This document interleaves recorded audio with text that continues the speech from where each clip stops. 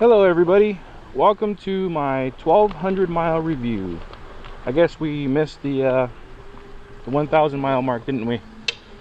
But to celebrate, I am now going to do a gigantic long wheelie. Actually, I was just kidding, we're not going to do that, I don't want to die.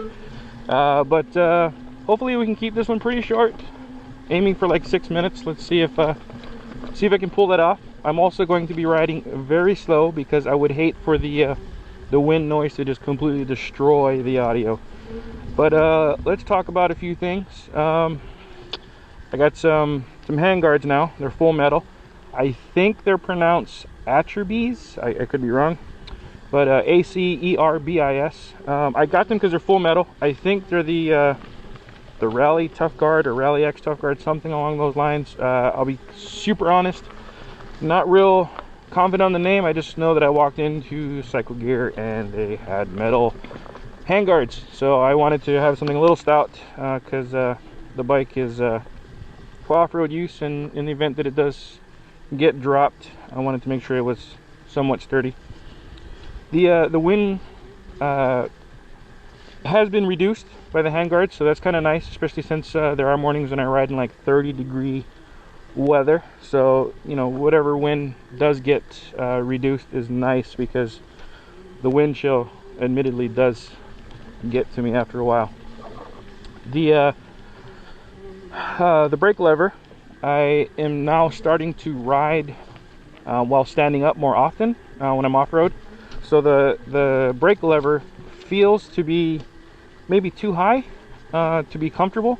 So I think actually when I get home today, I'm gonna reposition it, not dramatically, but just lower the brake lever a little bit. That way when I'm standing up, it's not so much of a reach. I don't know if you can see that. Maybe the mirror was blocking. And speaking about the mirrors, that's one of the things I wanted to cover. They're great mirrors. I don't think that there's necessarily anything wrong with them, but I think for my own personal preference, I will be changing them out. Probably, I don't know, they have the little flip-out mirrors, maybe hide behind the handguards, or just the ones that go on the end. But the ones on the end, I would imagine, get beat up rather quickly. But I do want something smaller and maybe positioned farther out, because I don't really see much but my shoulder and my arm with these. So maybe it's just because I'm a little bit of a wider dude, or maybe that's just the way the motorcycle world works when it comes to mirrors. But I have dropped the bike, and I mean, the mirror survived pretty well. Speaking of dropping the bike, I wanted to talk about the tank itself and the durability of the bike. I feel that the bike is pretty stout. Hang on, I gotta get up this hill. Try and focus so I don't kill myself. Alright. That wasn't too bad. And, you know, even dropping the bike once in the trails, and actually this is kind of embarrassing, but the second time I dropped it while I was loading it up into my truck, and it's a rather tall truck. And anyway, it fell on the left side of the tank, and for the most part it was pretty strong. The inside plastic did happen to crack under the weight of the bike, but the outside, visually, cosmetically, you would never be able to tell that it did in fact drop the bike. So that's kind of nice. And it fell against the bed, so I guess you'd call it the bed rail. Was where most of the impact happened. So the bike is pretty strong. So far the plastics have held up the abuse that I have issued it. And the tank itself also seems to be pretty sturdy. The storage bag in the tank has served me very well a lot of times. I guess it doesn't appear to be as large from the outside, but I mean, once you start cramming a bunch of stuff in there, it really holds them well. Anything from a full-size sweater. I've had my frog togs in there.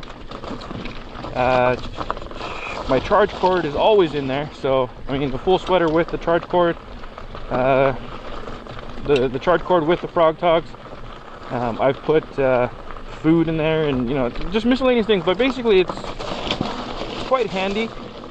And from the outside it might not seem like much, but it actually is pretty deep and holds a lot, so that's awesome. One thing I kind of wanted to talk about that's maybe not necessarily the bike itself, but you know, obviously associated with it, is the Zero, maybe not even the tech support, but just like the availability of Zero. I've called them a couple of times and definitely got them on the phone. I don't feel that maybe the point or the reason why I called both times were never really satisfied. It still left me with answers or questions. I have also issued an email out to Zero, and I'm sure that they're really busy, you know, making bikes and improving on their products, so I don't fault them for that, but it would be nice to get a reply to some of the curiosities I have, some of the things that, you know, have not been answered in the manual. One of the questions I had was how much power is being put down to the wheel in the different modes. So in eco mode, you know, how much of the power is going to the motor under full throttle, and then the regen under off throttle, as well as braking. I know you can set those in the custom mode, but I'm not real sure where the eco mode is, or even like the sport for the regen. It would be kind of nice to know what the factory settings are. I haven't got an answer to that yet. We're going to give them a few more days and see if they have more time to reply. But it would be nice to, you know, find maybe part numbers for replacement pieces, like the plastics, vendors, you know, stuff like that. I haven't really been able to find anything online, and I understand that they prefer for you to go through an authorized dealer to order replacement parts.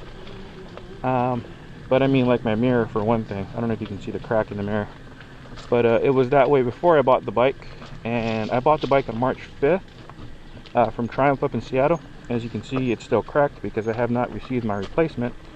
So if I wanted to go about ordering one of my own, it would be nice to have that kind of accessibility, or I guess opportunity.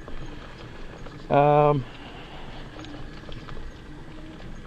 see, what else did I want to talk about? Oh, the suspension. I was reading up on my manual last night because I feel that I have gotten to the point where I want to start adjusting the suspension to better suit the off-road conditions, because that's where I have the most fun with this bike.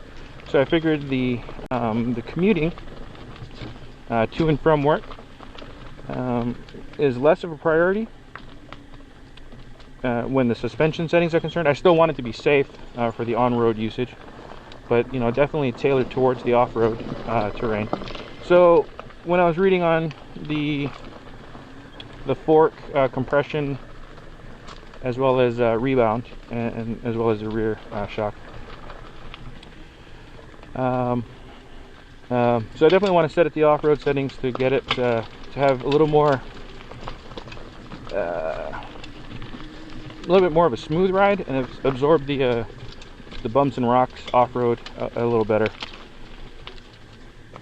I realize that the manual says that from the factory it's set to optimal conditions for a rider of 180 pounds.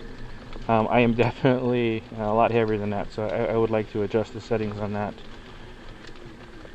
The bike still looks great after many washes and what I feel to be many adventures. It's still beautiful to look at. It's holding its newness pretty well, I suppose. I do want to add some crash protection, be it either, you know, like the DSP bars like they have for the police units, or you know, some kind of equivalent to maybe like frame sliders, or even I've toyed with the possibility of getting the mounting hardware for the rear storage boxes, or the side storage boxes in the rear, just to have the mounting hardware, and maybe add to that for some type of crash protection. But I'm not quite sure I'll go that route yet. It's just kind of a casual thought at this point. I still would like to get additional chargers. That hasn't changed since the last review. Definitely the need to charge quicker is still there. One thing I didn't think I was going to talk about, but I would like to talk about, is the weight of the bike. I don't feel that it's necessarily overweight for what it is, because I mean, I think it's somewhere around 420 pounds. I could be wrong. Don't quote me on that. I think it's somewhere between 413 and 420. I mean, the more I use it and the more places I want to go, it does, you know, the weight is a big factor. Not necessarily a negative drawback, but definitely if I could lighten the bike up some, that would be amazing. I don't know if there are wheels that maybe are lighter, or you know, maybe replace some, I don't know if the swing arm is aluminum or what. But anyway, if the bike was a bit lighter, that'd be sweet. And in that respect, I mean, I definitely am anxious to get on an FXS off-road. So if any of you happen to live nearby to Shelton, Washington, and you want to go for a ride and swap bikes for a little bit, that would be pretty amazing. But I still love the bike. It's still awesome. I mean, I ride it to work practically every day, and you know, on my adventures and the like. So I'm definitely getting a lot of good use out of it. I guess one thing I could mention as well is the tires on here, the Pirellis. They're pretty grippy on road. I mean, obviously you're not going to go win any MotoGP races or anything, but for the most part they keep me where I need to be. And the traction off-road isn't too bad, but I noticed in some of the lower speed areas, or maybe some of the higher inclines, I would like to have more traction. I'm also playing with tire pressures. I'm down to 30 in the front, 30 in the rear, and I probably step it down a little bit more until, you know, I get to the comfort zone where I start to feel like maybe safety is an issue on the road, because safety is a priority. The tires themselves, though, I'm not sure if this is my fault for having them overinflated for a while, maybe, but I noticed that in the center of the tire, around the knobbies, there is some visual cracking, so I will probably want to replace those here pretty quick. I mean, like I just said, safety is a priority, but I wanted to comment on the fact that I'm only 1,200 miles in, and I do see cracking. I don't know if that's normal in the bike world as far as dual sport tires and on and off road usage, but I figure it's worth a mention. But overall, still loving it. I still get a giggle when I give it the go on a nice open straightaway, and I definitely enjoy being able to take it anywhere I want to go for sightseeing, in my area anyway.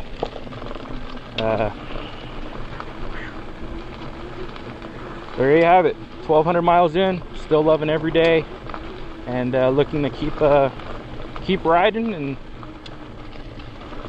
you know, keep tweaking the bike here and there, little things to make it optimum. And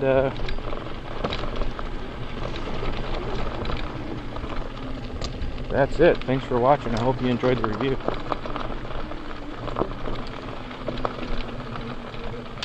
Oh, another thing, I have been asked how far the bike can go.